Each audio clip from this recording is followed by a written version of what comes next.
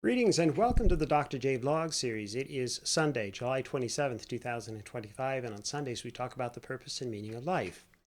And welcome to week number 30 of the Dr. J Vlog series. The theme this week is empathy. And I suspect then that my perspectives on the matter are going to elicit some rather strong reactions, and that's totally understandable.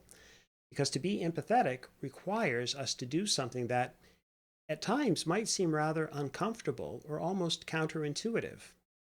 So before getting into the definitional issue around empathy, imagine that you've just learned that your best friend's 2-year-old child been killed when the toddler ran out unexpectedly into the street and was hit by a car.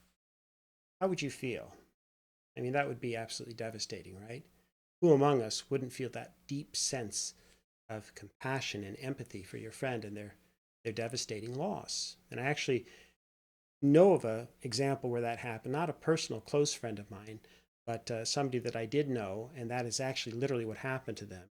And I was reflecting upon that one day, and I actually put a little bit of her story into one of my songs that I've recorded. I haven't released yet, but I talk about in that song, I sing about mother watched a toddler stroll too far, wandered in the street, killed by the car. She never knew that life could mean such pain and never knew an anger like that again. So that's just a little snippet. But yeah, I do have another friend, though, who lost her daughter in an accident. Not when she was a toddler, but the daughter was in her first year at college. She was 18 years old. And it happened 20 years ago now. So her daughter would have actually turned 38 just last week. And so I never met the daughter, but I do vividly remember speaking with this friend. Actually, her mother was a teacher of mine in high school, but the friend and I were speaking back in 1988. She gave, I don't know, I called her, she called me, but we connected over the phone, and she was so excited to talk about her 1-year-old daughter. I remember that vividly at the time. And so we talked about our lives and what was happening, etc. She moved out of the state. She ended up getting remarried, and so on. And so we lost touch. And then I only learned about her losing that daughter that I remember talking to her about so much, so vividly. But I only learned about that on Facebook, actually, several years after it happened. And then she posts reminders and remembrances every year since then. So my dear friend from way back when, she's recovered, she's doing well, she had 2 more children, even has grandchildren. But I still feel empathy for her, right, and her loss. And so what is empathy then? Okay. Well, simply put, it's the ability basically to step into someone else's shoes and understand, how they're feeling and basically share and respond to their experiences. So scientifically, empathy is actually quite well studied. And this involves an exquisite interplay of neural networks that enable us to perceive, that is, the emotions of others and resonate with them emotionally and cognitively, and to take on the other's perspectives, and to distinguish between ours and their own, in terms of our different emotions. So this is incredibly important. I'll talk about it from different perspectives later in the week, okay, including the scientific and the neural aspects and so on. But empathy obviously plays an incredibly important role in terms of our interpersonal lives, in terms of societal roles, and sharing our experiences and our needs and our desires, which allows then people to, connect, if you will, build an emotional bridge that promotes all kinds of positive outcomes and pro-social behavior. And so again, we'll look at different facets of empathy and some different perspectives in other vlogs later in the week. But today I just want to make a very simple point. It's difficult for me to imagine a meaningful and purposeful life, a human life that is, that doesn't include empathy toward our fellow human beings as a vital component. I don't think we can be truly human, at least in terms of our current understanding of the world and our place in it and what that means, without having a substantial capacity for empathy. It's the empathy then that allows us, again, to connect with people across our different social spheres, and that basically helps to keep that social engine running and well lubricated. And I think that when our empathy retreats or declines, then we become diminished ourselves to a certain degree. And again, more broadly, and I'll talk about this later in the week, I do think we're seeing something of a retreat in empathy and her sister concept, compassion, in the world these days. So again, I'll speak more about that observation later in the week, but let's just do a quick experiment for today, shall we? Okay, so first, just consider the case of my late mother-in-law. As she lost her only brother, who died under the Nazi regime at the end of the Second World War. Not because he was Jewish and was in a concentration camp, rather, he died from a serious illness, dysentery, and at the end of the war. But what happened was he was at one of the Nazi work camps because he had been picked up from Holland for resisting and so on, and they sent these teenagers to work in these munitions factories and these sorts of things. And so that's what he did for a couple of years. And of course, they weren't as bad as the concentration camps, but nonetheless, they were overworked, they were severely malnourished, they didn't have proper health care, and so on. And his death then, at the end of the Second World War, so devastated my late mother-in-law that she never talked about her brother in all the years that I knew her. I mean, not with me in particular. And so that was the brother with whom then, I mean, I learned through my wife, then the brother with whom that she would play music together, you know, the two of them on violin and piano when they were younger children. So do you feel empathy then for somebody like that, whom you've never met? I actually then visited Auschwitz and Birkenau in the summer of 2007 and took one of their guided tours, among other things. And it was for me probably the single most powerful experience in my entire life. It felt as though I could hear the voices crying out, that I could almost witness the corpses or the eyes gazing back at me from across history.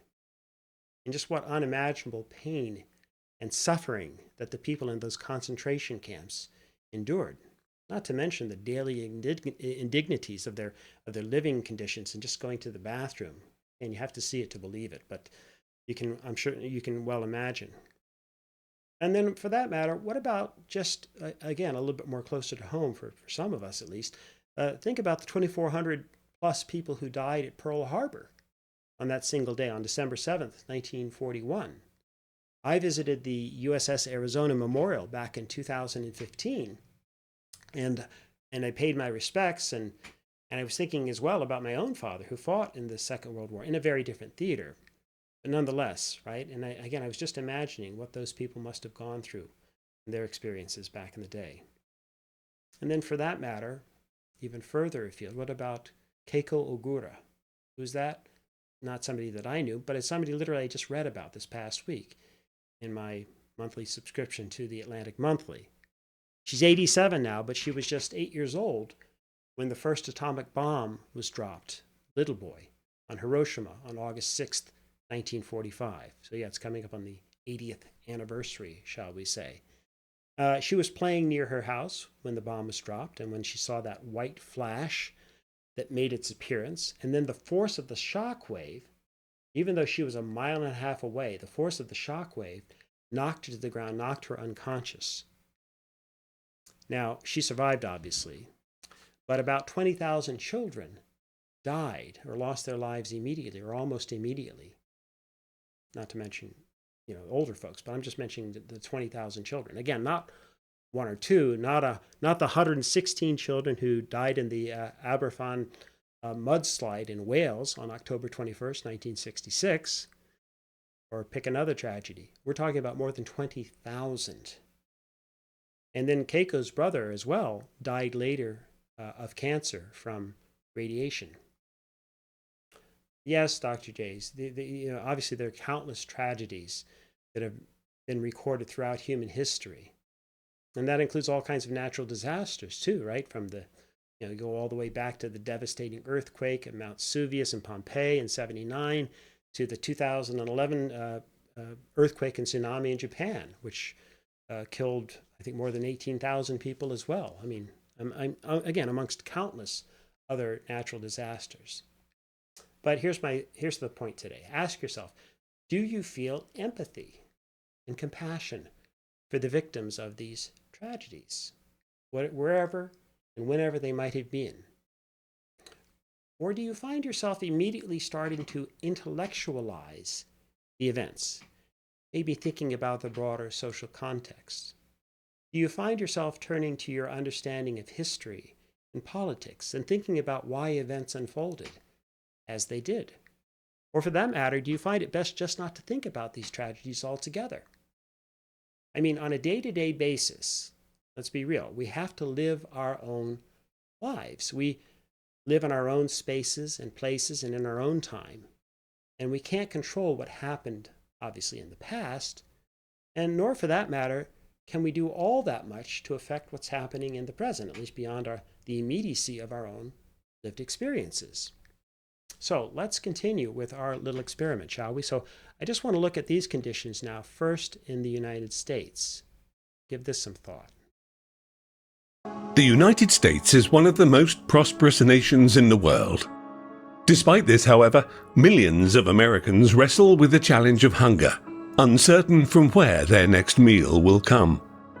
Around 1 in 7 people in the country, or nearly 45 million, grapple with food insecurity. This glaring truth contrasts sharply with the nation's relatively high average income per capita and the billions of tons of surplus and unused food discarded as waste each year.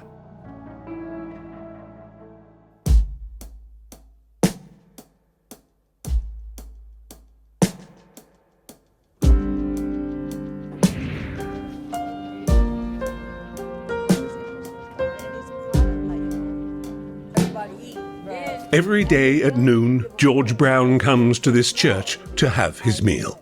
Every day. For how many years, sorry? Oh, a lot of years. I think since 98. 98. Yeah. Brown is unemployed. His sole reason for being here is hunger. He's one of tens of millions of Americans who lack sufficient food and who must rely on community soup kitchens for survival. What? Okay, so this is just one, again, brief snippet from one particular example.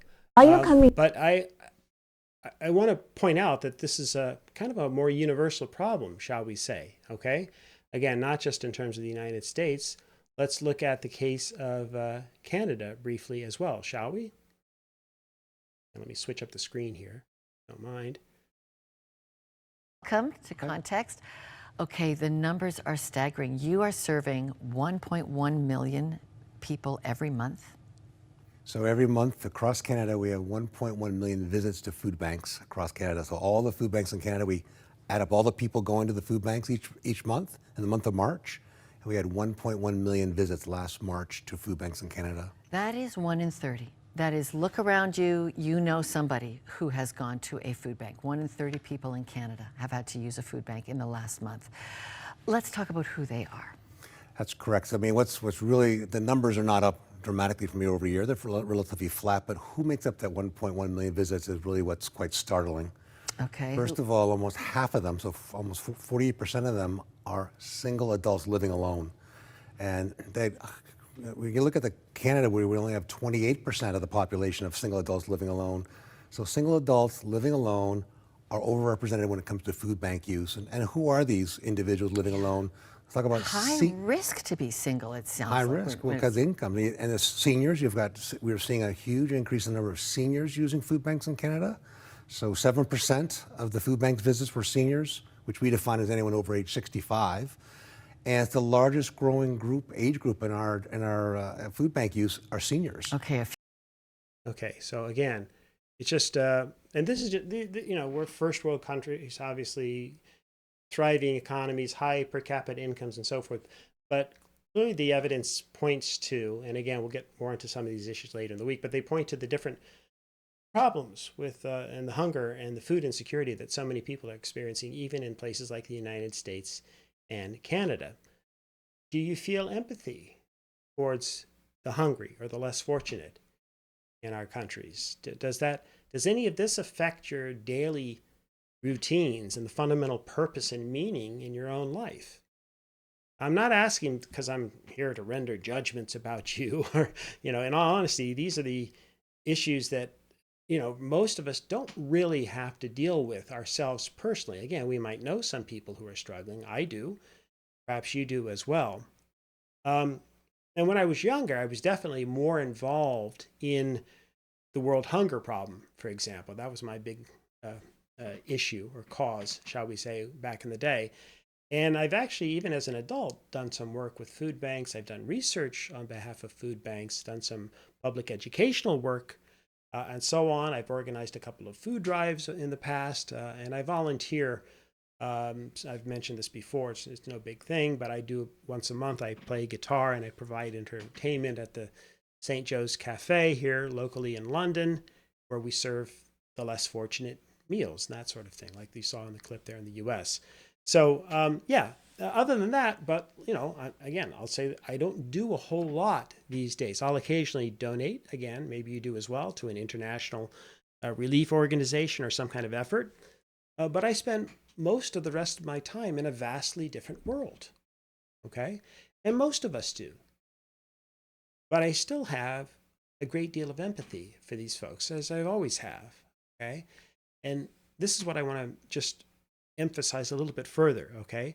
And so just as I used to watch the World Vision documentaries when I was a child, I mentioned this at in one of my earlier vlogs as well, and the different kinds of appeals to children. And then even as a young adult, I remember not only supporting the Hunger Project, but then I would give monthly donations to things like the Christian Children's Fund, supporting, actually, I still remember this one child that I supported in Oruro, Bolivia, for about a year. So I always wondered what happened to that particular child. I have no clue, right?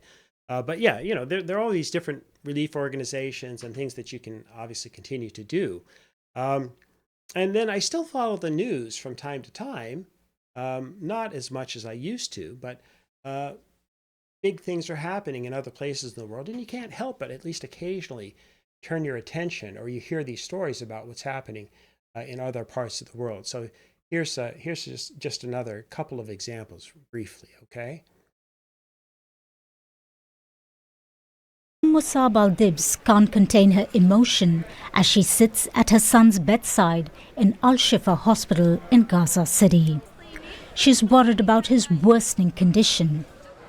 The 14-year-old is severely malnourished and weighs less than 10 kilograms. He used to weigh 40 kilograms and was the pillar of strength in our family, supporting me and his sisters. Al-Shifa, the largest hospital in the Gaza Strip, has seen a sharp increase in malnutrition cases lately. It's struggling to treat patients because of the severe shortage of medical supplies. Most patients admitted to the hospital recently are not suffering from war injuries, but from severe malnutrition. Even some of our medical workers have fainted from lack of food. The situation is grave, but it's not new. It's just the number is rising rapidly. Okay. So again, this is another example. I'm sure you're all familiar with at least some of what's been happening in Gaza. And so, yeah, it's quite tragic, obviously. The number of... Okay. Then I just want to point out one other example. Different part of the world, but nonetheless, you may have heard as well. Yemen's people have endured relentless suffering for years. War, blockades, and inflation have left them struggling to get enough food. Right now, Yemen is experiencing one of the worst famines in modern history. Millions face starvation. The UN is warning the latest US airstrikes and threat of more could make their suffering even worse. Okay, so again, these are obvious issues, okay, and honestly, it's almost too much to process fully, right? Even if you're working full time on the front lines, how could anyone extend their empathy, if you will, to the global community of people that are suffering all over the world? Okay, it's almost impossible, almost. And yes, there's a limit to what any single one of us can do. But my message at the start of our exploration of empathy is actually quite simple. And that is, start with empathy. Your human side. That which makes you human. And if you can, at least at the outset, avoid trying to intellectualize what you're seeing. At least, again, in the first instance. In other words, see if you can actually identify with the suffering that real people are experiencing, whether in Canada or the US, in Gaza or Yemen, or anywhere else in the world. Set aside your categories. Set aside your capacity then to identify people by their language, or their ethnicity, or their religion, or their nationality. Start by looking at the people in the videos, in the photos, in the articles, and think of them as human beings first and foremost. And ask yourself, do their lives matter? Does their suffering matter? Now, to be fair, and if we're being honest, in some ways, maybe not as much, at least as the lives of those in our immediate families and networks. I lost my mother last year. She was the last one of the generation above, the siblings and our cousins and so on. And she mattered to me more than any other mothers on the planet. And that's pretty normal. Why? Because she was my mother, right? And so obviously that directly impacted my life and our lives, all the siblings. But at the same time, I certainly feel empathy for my friends and others whom I've known who've lost their mothers. And we all have or had a mother somewhere, right? But our real challenge as humans in terms of our purposeful and meaningful lives involves that deeper capacity then to feel empathy for anyone and everyone who loses their mothers or their children or suffers from some devastating or painful set of conditions, starvation, hunger, disease, etc. And so, at least for one moment each day, here's what I want to ask you or challenge you to try if you don't do this already. I want you to forget history, forget politics, forget nations, sometimes the horrible leaders that might be in charge, and so on. Forget all of that. And forget your human capacity for justifications. Set all of that aside. And just try that once a day. And then think about and feel for the people anywhere and everywhere who have lost their loved ones or who may be suffering from, again, some type of unimaginable pain for whatever reason. Okay? Can you feel empathy for humanity in that sense? So, a little secret. Even though I'm a full-fledged social scientist by day, I do this little exercise once a day at least. It's certainly the last thing before I fall to sleep. And this is what I do every night. Sometimes I do it more than once during the day. I say a prayer, framed in with varying words. The words differ. There's no specific single prayer as such. But I pray for those in my immediate family and then I extend outwards in thinking about my friends, especially if there's people who are currently dealing with cancer or other struggles. I single those people out, say a little prayer for them. And then I extend outwards to my coworkers and my neighbors and acquaintances as well. And I always essentially am praying for their health and happiness and well-being. Okay, and again, special prayers for those that I know are going through particularly difficult times. So this is what I do. And then, with my own little tiny understanding of God and the universe, I pray that these blessings should be bestowed upon the more than 8 billion people that currently inhabit this planet that I'll never know, that I'll never meet. That's how I end the prayer, if you will. Okay? So in other words, I want to extend my heartfelt empathy and positive energy to all of these other 8 billion folks too. All right? And they don't know me either, but I'm just trying to extend, again, some positive energy. I'm trying to do something in my thoughts and prayers to send out some positive energy. And yeah, that includes to the people who cause pain to others or who have caused pain to me personally too. Hey, in my view, it's worth a try, right?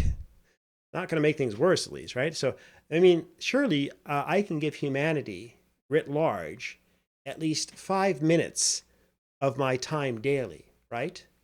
And that's only about a third of 1% of my time and energy each day. So it's the least I can do, right? And never let it be said didn't do the least I could do. All right, old joke. All right, much more on empathy from different angles and perspectives with the remaining vlogs this week. But in the meantime, may you and yours continue to create peace in your lives, nurture love in your hearts, and dole out hugs and empathy in abundance. Take care.